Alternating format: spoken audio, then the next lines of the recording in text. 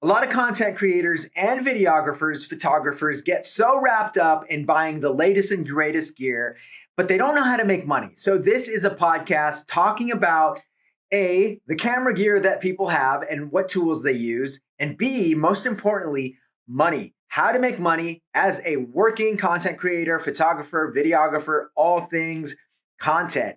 We're going to talk about what's in a camera bag and most importantly, how are they making money as working content creators?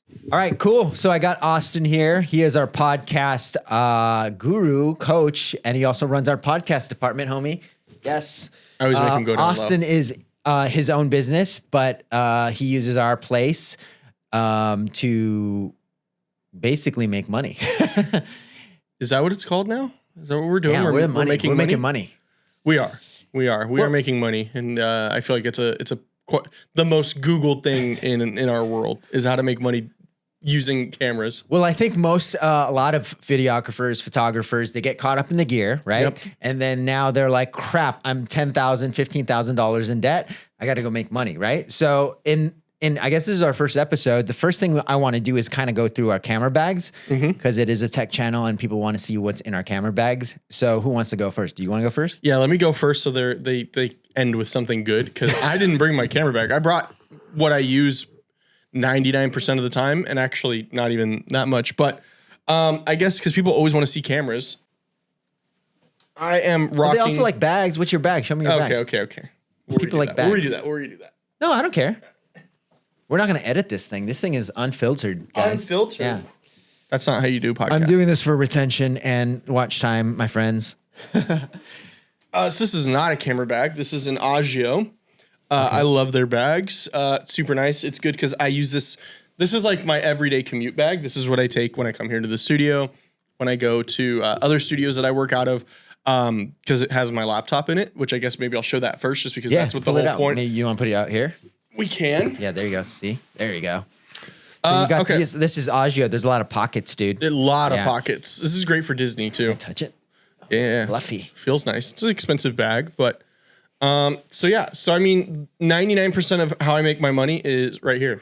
Nice. It's through my MacBook. What is that? It's a 14-inch 2024 MacBook Pro with the M3 Max processor. This thing has eaten everything I've thrown at it. Literally what does that everything. cost? $5,000? No, I think this set me back about $3,600. Okay, and that's dope because you have the SD port, Yep. you got the HDMI, which is a must for us. Yeah. I use it a lot. And this is what I do 99.9% of all of my editing on. I do have another computer at home that's a Windows-based system, and I mostly use that for I wouldn't say boo, but I like when we do live streams here, I do it off of that rig. Yeah. Because the Mac, it's not intuitive enough. All right, so you got the MacBook, Yep. So MacBook Pro, to 14 pair inch, with that, M3. M3 Max. Yeah. How do you like the M3 coming from an Intel system?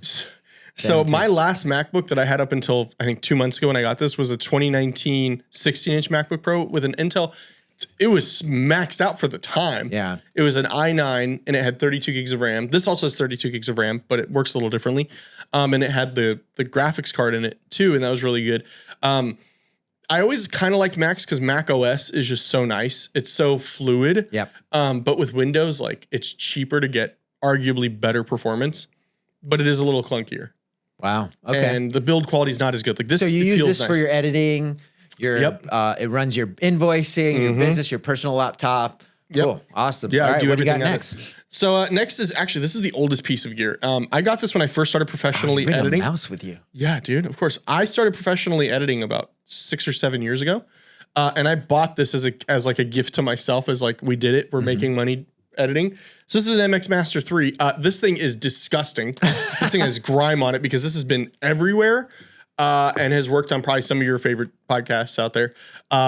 This thing it's still tried and true, and it's $100 mouse, and I've definitely got my $100. All right, we'll keep going. I'm going to make a story while we do this. Yes. My ADHD is kicking in, but I also want to create behind the scenes for you guys. All right, so we're back here, and Austin showing his gear bag. I'm showing my gear bag. Yes. This is for my review channel, but we're also going to be talking business right after. So what else you got here? So I always carry a journal, and it's not because I like to write my feelings in it. I do that. You should take your mental health seriously. That's not what this is for, though. This is for just keeping ideas down. Cool. If I'm like, because I think you take in about like 2,000 points of data a day, and you remember 5 to 6 of them. Yeah. So this is what I use to write down. It's kind of multi-purpose. I use it to write down kind of like something I don't want to forget. Open it up. Let's see what we got. Yeah. What's the thing that you don't want to forget that's about to make you a ton of money? That's about to make me a ton of money. Oh, he has all these notes in there. I don't want to read any. I also write like memos to myself. You're gonna like this one. This cool. one, I do voice This one's memos. an old one. This one says, pick Robert's brain about how to actually gain more clients. And this is from like, it says Let right me there. see Pick that. Robert's. Let me see that. Pick Robert's wow, brain. It's really there, guys. He actually. Oh, I don't want to. Yeah, just out me. This isn't my like. Wow. thing. Okay. Actually, I have a quote from you in here. I gotta put that on stories, dude. This is kind of cool. I gotta. Yeah. Can I do that? Can we make a little story during our plug? Sorry, guys. This is gonna be. This is also like kind of like a to do. Here's the thing. I'm very weird. I have like specific journals or pads. So I have a notepad that is specifically for my to-dos for the day. Interesting. And so that'll write out like, okay, I need to do this, and this today. Okay. So guys, as I'm doing stories, I'll give you a little tip. Like the way we make money is through marketing. And so me doing stories and posting live. That's the marketing. Gets attention. So I know this seems a little chaotic, but this is literally how we get business is from making in the moment stories, posting it, tagging our brands, our accounts, and our media company. And people are like, wow, they're like giving us a behind the scenes look of what's happening. So, all right, hold on really quick. Austin, he has a journal here. It's part of his tech bag. And what do you put in your journal? So I write stuff like memos or things I want to remind myself of, or just little, like little pep talk things. It's not like my daily journal where I write out my thoughts or anything like that. But, one fun thing I have in here, actually I have 2 things. I have a memo in here that literally says, pick Robert's brain about how to actually gain more clients. That was written from 3-4 months ago. Whoa. And then I have this other one. I have a quote from Robert here. And dude, I don't know if he's going to remember blowing this. my brain. I don't know if he's going to remember this. When we're young, we tend to always talk about ourselves, but maturing is leaving yourself at the door. Robert Condell. That's a Robert quote. He legit told me that. Whoa. And it's right there. That's it, right there. I was basically saying like, what's funny? Bill just told me, I'm going to cut. Bill just told me I have to listen to more. Yeah. And he's like, sometimes you're the leader, but you got to listen. I'm like, all right, cool. Well, anyways, guys, we're veering off. But that's really cool, dude. I like that you have your ideas in a place for your tech, right? Yeah, absolutely. Because another thing I'll use it for, and this lends into the tech, is if I'm on a shoot or something, I'll actually use this for like a shot list. Okay, like an cool. impromptu. Nice. I used to carry. Why did you go analog versus digital? Because you remember it more when you write it down. I see. Also, I romanticize this. I think it's cool. Also, Chase from the last studio I worked at made this by hand for me.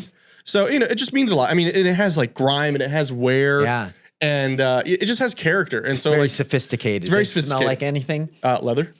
It's real leather. There you go. So, all right, next. You're probably wondering, Austin, how much storage did you get with your MacBook Pro? I got a terabyte. That's still not enough.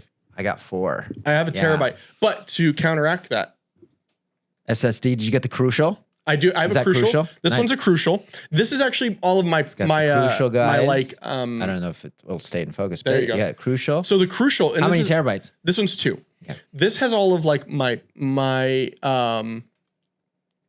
like my Ghost stuff, my personal channels, stuff like that. And then Austin runs a Ghost account. I do. He has a channel. We'll talk into that a little bit later. Yep. But he has multiple accounts. Yeah. And brands that he's built through the years. So then I have a SanDisk. This one's a 1 terabyte, but this has all the stuff I do out of this building on it. Is on here. Nice. And I carry them with me, and yeah, it might be cumbersome, but I just love this computer so much that I'm willing to carry these around with me. Yep. And 90% of the time, this stays docked at home anyway, so then these all just plug in, and then it's not all over the place. So that's your storage. I like it. That's my storage. That's pretty much it for that tech. That's it. That's all. That's everything in that bag. That's no, and then we'll get to that. The other one. I mean, I might have some miscellaneous like SD cards or stuff like that. I do have a legitimate camera bag. We're gonna get into it a little later. I actually don't even use it because of other things. But You wanted me to bring this just to show people. This is my main camera. This is not how to be fair, I have transported it in this bag. I don't always take my camera in there. But so I have an A7 III. Like I usually a camera in there. A7 III. I have this budget 50 mil on it, a Mikey. I like it. It works. Yeah. Are there better lenses? Sure. Are you going to buy them for me?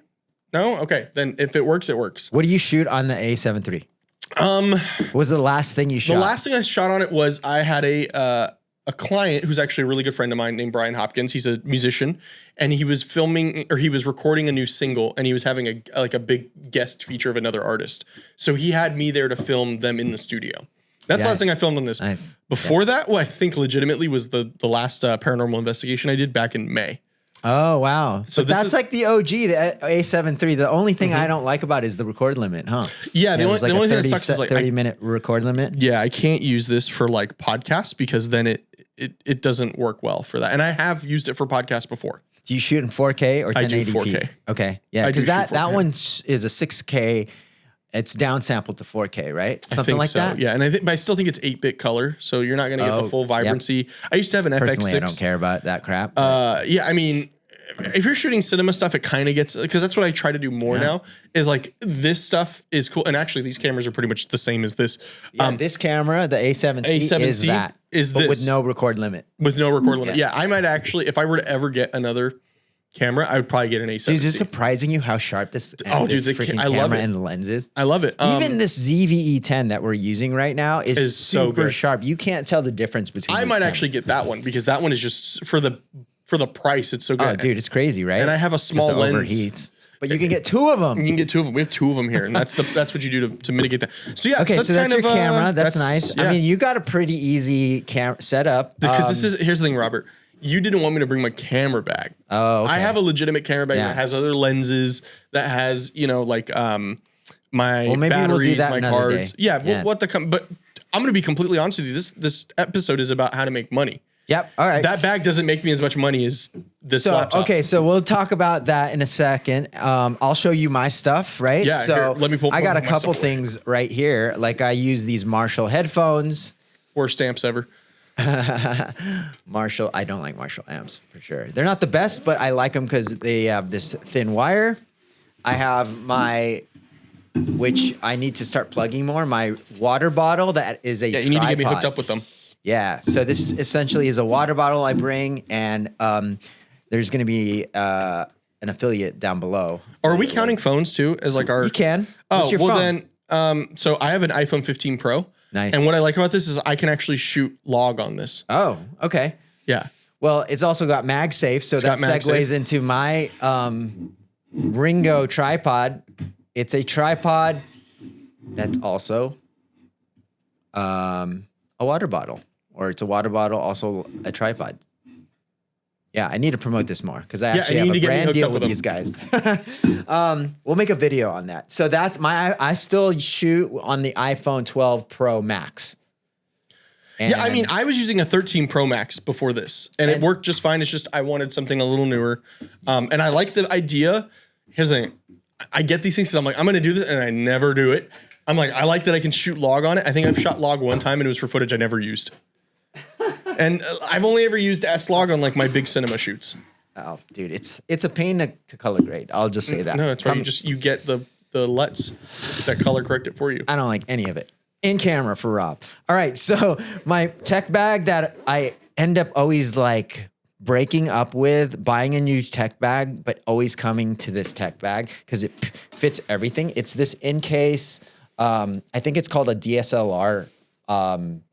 Camera bag. I don't even know if they make it anymore. It's got 3 pockets. It's got one big pocket up here. I have a rain cover. I have one of those in my camera bag. It's a rain cover, right? And then there's a little pocket in here, which I carry like money, business cards. How much you got? How much Somebody cash gave me $10 yesterday. I'll take that. $10. Business card. This client is a really good potential client. They're a home warranty client. Oh, okay. I got some Claritin because I get allergic. Oh, fuck. I might need that. SD cards. And then I got the Lark M2, which I've done a ton of videos about. Which you can buy using the link right down below because I need to buy those. This isn't going to be that video, but yeah, we'll put the links below. So the Lark M2 is my favorite phone mic, just because we'll get into that later, because this is really the moneymaker here, guys. We'll talk about that a little later because there's a setup here. We're talking about all this gear, but what really makes money? We'll get into that a little bit later. All right, there's a second pocket. And sorry for the noise. I got my dongle, sunglasses in here, and everybody needs gaff tape. I need to get. See my hacks, bro? And then I still have the 16-inch or 17-inch MacBook Pro, but this is the M1 Ultra. It's like maxed out, 4 terabytes. I just maxed it out. It was like $6,000. I pretty much maxed mine out there because it was the only one that was in stock, and like my computer kept dying, and I was like, I need to be able to edit like today. So I went to the Apple store, and that's what they had, and I was like, all right, and it I actually physically felt my wallet get lighter. Yeah, they're expensive, but again, like I think that a laptop and the phone, we'll get into that, makes, when we talk about making money, we'll get into that little section, but like there's a little cheat pocket where you can grab stuff at the top of this. I don't know if this is working, but we got a pocket up here, and usually I'll put like gum, easy reach pocket. Austin's looking at me like, what are you doing? And then lenses, because right now my Canon's shooting us as behind the scenes, but I have these 2 lenses. One of them is, they're all like really cheap non-L lenses, but they're awesome. Because so you need adapters? They're 2.8. No, they're RF mounts. Oh, they're RF mount, but they're not Canon brand. This is a 16 millimeter 2.8. Oh, it is Canon. Yeah, they're RF mounts. And then this is like my beauty lens because it's a 1.8 35 millimeter. I really love 35 millimeter for some reason now. I'm like, people are like 50 millimeter or 85. I love because 35 is like, it's a sweet spot of like, it looks like a movie. Yeah. You get a little bit of background blur because this is a 1.8. And so like 35 millimeter has been my jam. Are they autofocus or? Yeah, they're all both autofocus. Yeah. So that's in the little cheat pocket. Usually close it, and then it really is just one of these things where you just open the back. I don't know how you pronounce it. Like, what are these things called? Camel shells or some shit like that, or cam shells? Clamshell. They're clamshell backpacks. They open up in the back. Yeah, my camera bag has that as well. So Ray-Ban Metas that I'm wearing right now. Oh, I didn't turn it on. Smart Rig cell phone contraption, which I've made multiple videos about. And then I just have a bag of shit. Everything else is in here. Like super organized. I got my adapters. I got all my HDMI cords. And then my favorite thing is this small rig battery. Cause then it has like D-tap right here. D-tap.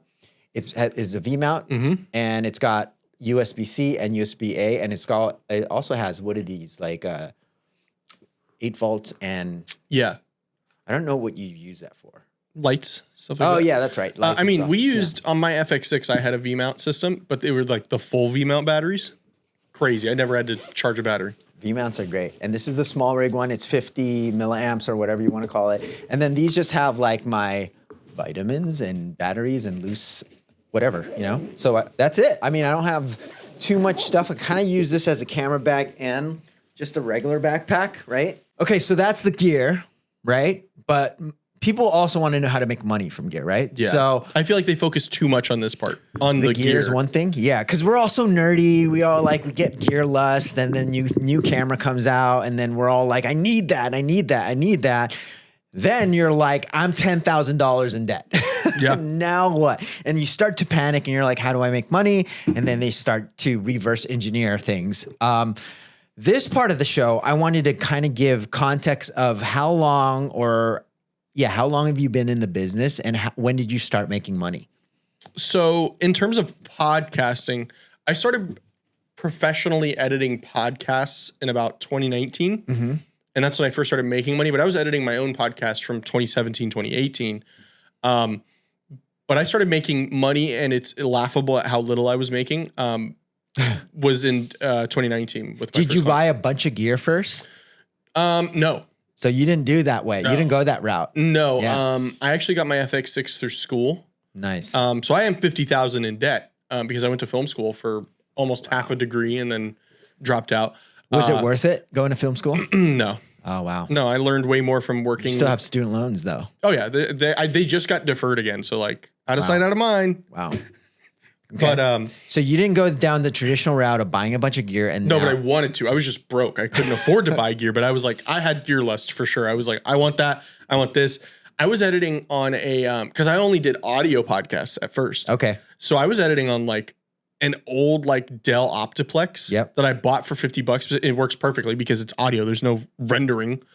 But that's how I started, was editing freelance for like audio podcasts. But when you went to school, did you go to UNLV? We're in Vegas, by the way, guys. I did online school, so I went to Full Sail because I was working a full-time job at the time. Got it. Okay. And so then you were doing audio podcasts. What were you making? I was making $40 an episode. Wow. And these were even to this day, they were some of the most intensive edits I've ever done. Really? Yeah. I just didn't know how to charge. AI either. They didn't have AI. They didn't. I had to edit everything manually by hand, which is not. I mean, you should know how to edit everything manually by hand. But this client was just so high maintenance. Oh, okay. Like they were like, I want every sniff, breath, pause removed, and I was like, okay. And so I had to do that, and then like everything was over Zoom, so like they were expecting me to make miracles happen with the other person's audio that wasn't good. Okay, so you did that. How long did you do that, being broke and working another job? I did that until, funny enough, I got fired from that job. So I was working in the games industry at the time. I got fired from that job, and I had a podcast of my own with a friend of mine named George. And George was interning at this podcast studio that had just opened that was owned by somebody he went to high school with. Got it. So I had met them because we did the show there. They knew about me. They knew I did work and stuff like that. And I got let go from my desk job, and I texted him in the parking garage. You know, I'm like, okay, let me think about what just happened. Let me figure out what I'm going to do.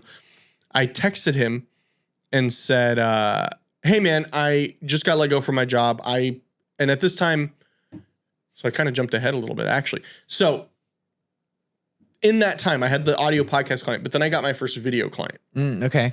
On your own? Technically, I interviewed them on my podcast. It was Joey. Okay. On my podcast.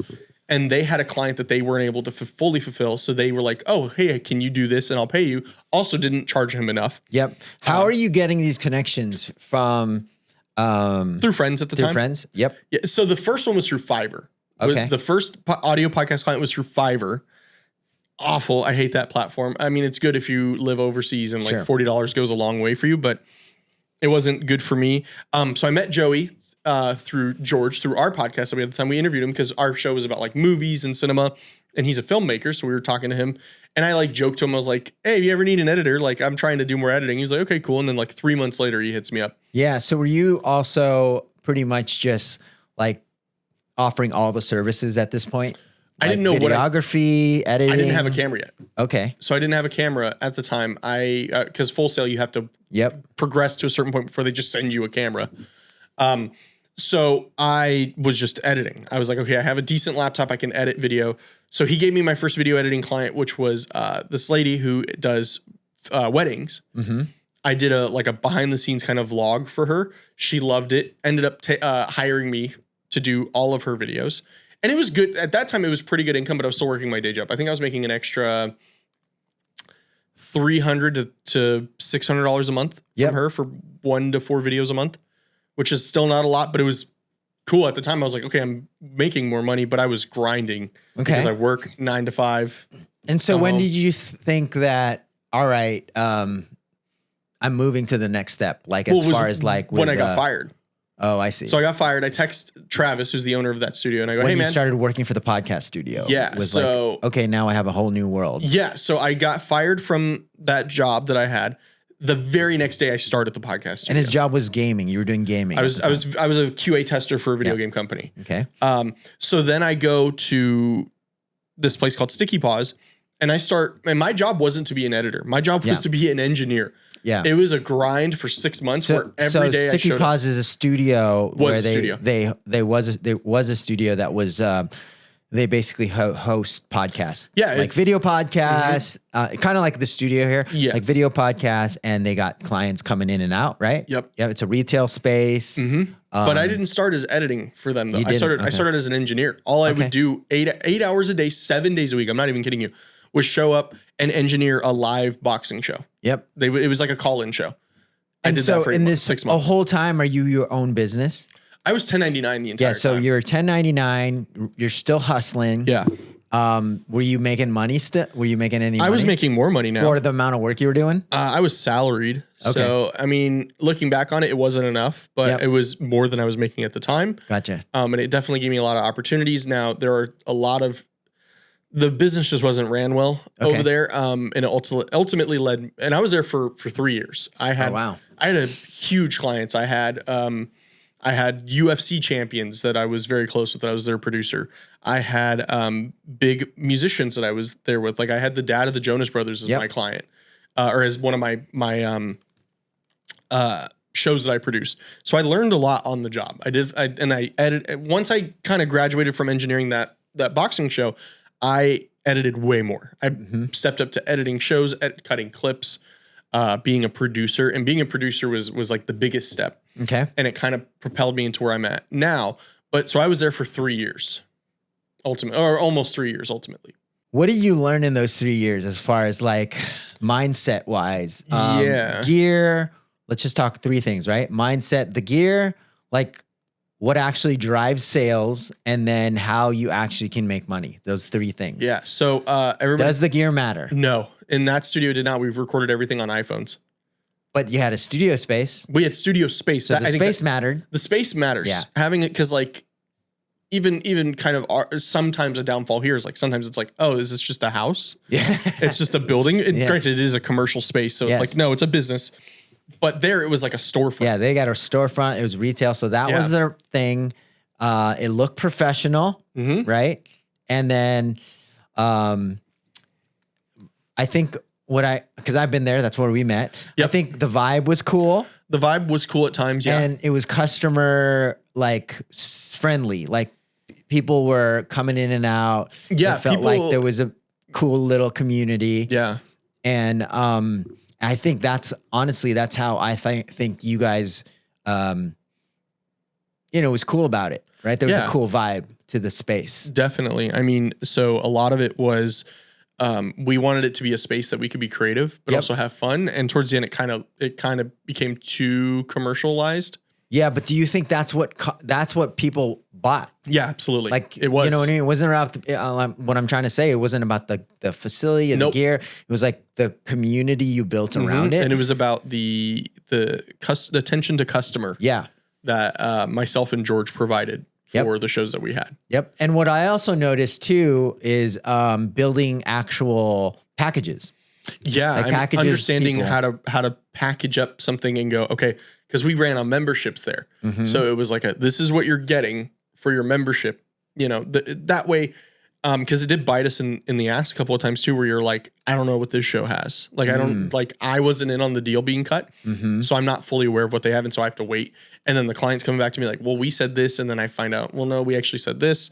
But now I have to kind of do client repair on that. But learning how to kind of package up services definitely helped me, because then I was able to personally go, okay, this is what I can offer for this rate. And not once, right? Like not once did any customer go, what camera are you shooting on? No, they did, but those ones, the regular clients did not care. No, I know. That's what I'm saying. Yeah, like not if you're not a gearhead, yeah. If you're not a gearhead or at least remotely savvy to like tech, you're not going to ask about the camera gear, right? No. They're just looking at the space.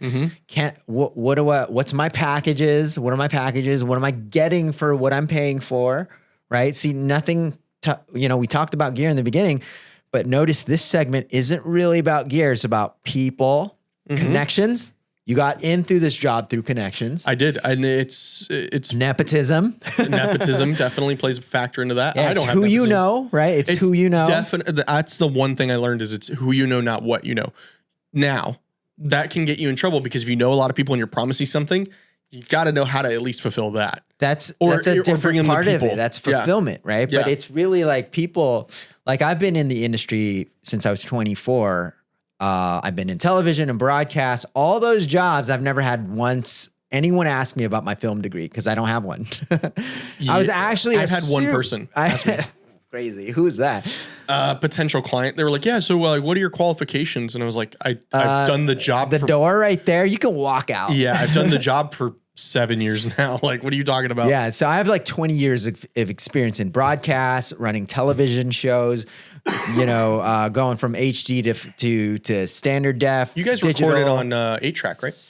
Yes, we did. Back in Stone the day. tablets. Oh my God, we went in a dark room and developed film. No, but honestly, most of the time I got hired were through connections. Yep. And just meeting people. And even today, because I'm in the front end sales part of CC Media, I'm going too. Yeah, you are a sales guy. So Austin and I really connected because I liked his customer service and how he treated clients and how he's able to articulate the workflow and the packages. So guys, if you're struggling to find work, it's not the gear that's going to get you more clients. It's not the gear that's going to, you can charge more, but mostly it's how you negotiate and how you talk to your clients. And then how you find the clients is actually one of the most important things, because we make proactive moves to get in front of people. Like our company sponsors a network event every Wednesday. We provide free value. That is our sort of lead generation pool. We're very active on our social media and posting stories. Like you get inquiries from stories and posts. I do. Yeah. So talk about that. Like just posting. So to kind of get to that point, I think I have to wrap up kind of how we ended up here, which is I left that studio. Yeah. Because the business wasn't being ran well. And it just, I knew that something had to give at some point. Mm-hmm. And so because you weren't making money. I wasn't making you enough were money. Overworked a little bit. I was working 60 hours a week at a minimum every week, and still making $2,500 a month. Wow. That's a lot. He was making 60. He was working 60 hours. Yep. He's his own business, and I was still 1099. And he was getting no benefits, not a great rate, basically. And sometimes, most of those times, I wouldn't even be paid on time. So I left that company, and it was like when I started, it was like I don't know what to do. I already had some personal clients, but it wasn't enough to make up that deficit I had just taken on. And you and I had a show together called Content Junkies, and it was kind of like I liked it, and I think we need to bring it back, but as a different name. Yep. And so, but we would talk a lot about business and stuff. And I would ask Robert for advice before I even worked with him. And I'd be like, I'm thinking about hiring somebody to help me with this work. And he was like, dude, just grind it out for 6 months first. Yeah. Just grind it out. And so that kind of cultivated us talking a lot. And it's funny. I told you the same thing I told Travis when I got let go is, hey man, I'm available if you ever need help or anything. And he goes, hey, can you come to my event in a few days? So I showed up to your class that you were teaching on social media and content and how to do all that. And it was really cool. And you hired me to film for the gig, which kind of showed a lot of initiative in the beginning of I'm willing to pay you to come out here and film this. I did pay you. You did pay me. You paid me multiple times actually before we even really partnered. There you go. And so that day you pull me aside and you go, we have this room. I don't want to do podcasts though. You don't want to do the day to day. You know how to do it. Do you want to partner up? And yeah, you're the expert. Yeah. Go make it happen. Fill up the room. You're your own business. Make the money. And we just take a little percentage because you're using our facilities. Yeah. We go through our sort of work system. We have an internal work system that we use. Mm-hmm. And that's great. And then we partnered up because he kind of knew his shit already. And I didn't want to do his shit. Yeah. Robert didn't want to do it. And I was like, well, I need to make money. So then I should have done this years ago. What it led me to do though, was I created my own LLC finally. Nice. And I think that's important if you're going to get into this business, unless you get a job that is going to salary you, that's going to W-2 you. Because then everything becomes a write-off. You can manage your expenses better. You don't take on all the liability anymore. But so, what I learned from starting to partner up here and work with you is utilizing social media more, not just as a place to post stuff, but as a place to cultivate a community. Yep. Excuse me. To feature people. Yep, it's also good lead gen. Well, in collaboration, right? Collaboration. That's huge right now on Reels and other platforms is just like collaborating. We're collaborating. Like I'm I'm a firm believer in like collaboration is like the key to success, because the more people you collaborate with, like you just generate this like fun energy. And I always give it to like this analogy of you're at the beach and you're alone, but you see a little party over there. And you're like, FOMO. I want to be a part of that fun party. Right. So it's the concert mentality. And like, and I tell a lot of people at, like media guys, cause a lot of them are like very salesy and they go down the route of trying to build the guru space and which is so oversaturated. I'm like, all you got to do is like create something fun that people want to be a part of. I mean, that 100%, but what has worked the most for me is just posting the wins of my clients. Nice. So like we have a show here called Tangled Rights. It's hosted by 2 lawyers, and that show blew up. They're on month 3 now. Yeah. They're on month 4. Yeah. They're on month 4. And within the first month and a half, they had a short on YouTube do 1 million views. Yeah, for sure. Like that's a good way to, show yourself off without having to show yourself off. Yeah, it's a FOMO of like, oh, I want my show to do that. Yeah, because you're showcasing that I'm doing something, I run this, and then it's also and we have results. Being super successful. Like showing that your client wins is a great way to show it. So utilizing social media as one of them, what would you say has made you the most money? Like Robert. I would say teaming up with a person who you're aligned with. Yeah. Because like, if anybody new to this space or anybody younger that's listening to this stuff, and I'm 44 guys, so I'll give a little knowledge. If you have any like toxic vibes in your circle, yep, you get it out. It's that's going to cost you more than anything. Yep. Because like you want to align with people you like, and you're very transparent with, like we're very transparent in our business models as far as how payment works. We're not dicking people over, so true intentions and one of the biggest ways that you're going to make money is being able, I'm not doing a great job right now, is being able to articulate your vision to your client. So being very transparent in the timeline of this is our shoot, this is how it's getting delivered, this is distribution. Someone's going to reach out to you via email. You'll get an email, a follow-up on Fridays when your podcast is up. You know what I mean? All those like systems and workflows. Obviously it takes a little time to develop all that stuff, but that is what actually makes you a business that you can scale, otherwise sometimes you're just like kind of, and I've been super, a victim of this, is just like a feast or famine mentality where you're just like, oh my God, I need work. Oh my God, I need work. You need to team up with people. Like you need to hire people or affiliate. Don't even need to hire. You can just align with businesses that are already doing well. Like just for an example, I'm going to meet with a social media company that does just management in the next week or so. Well, I mean, I told you about the one I'm partnering up with another studio to kind of help them build out their room too, but they want a podcast room, but I'm also trying to build more of like my post-production kind of clientele of like, okay, maybe I can edit more short films. Maybe I can edit more TV stuff. Maybe I can edit more stuff like that on top of this. But then but now what it is it's kind of like a web of just like, okay, everybody is kind of like, how am I creating a network? Yep.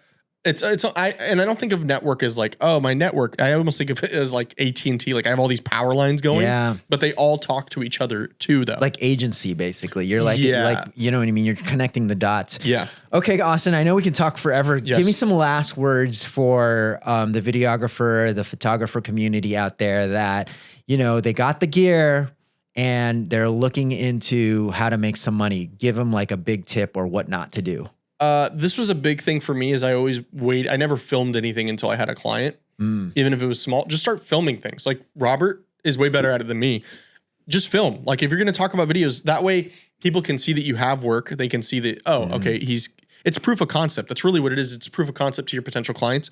Also, this might sound a little counterintuitive, But I mean, it did help me a lot. Is like maybe go intern at a studio for like a summer or something. If you can, if you have the resources to do so, definitely do that. Or even like, here's a crazy thing. I have an employee now because they reached out to me. They were just like, hey, do you want help on like the social media side of things? And I was like, okay. And it led to a conversation, their rates.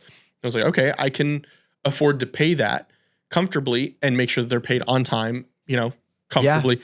And it helps me out and allows me to, one, live my life a little more, two, go out and actually do more talent acquisition, and three, work on my personal projects like my other shows or my other passion projects I want to do.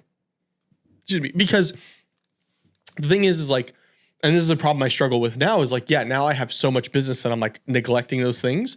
But I think having balance is super important, especially when you're your own business owner. Yeah, I like that. I like that. I got one last words for everyone.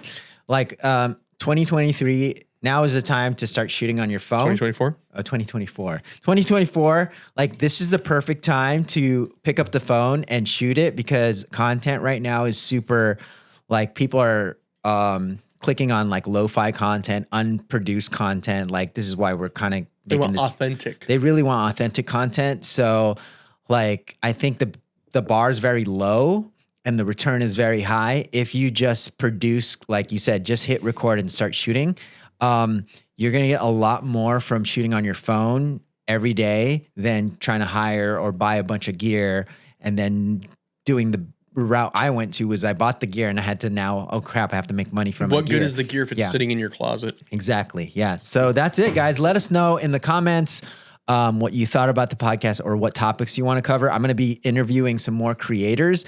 We'll probably get Austin back with his real camera gear or his real camera bag so we can nerd out on that. But yeah, make sure to like, subscribe, and we'll see you in the next video.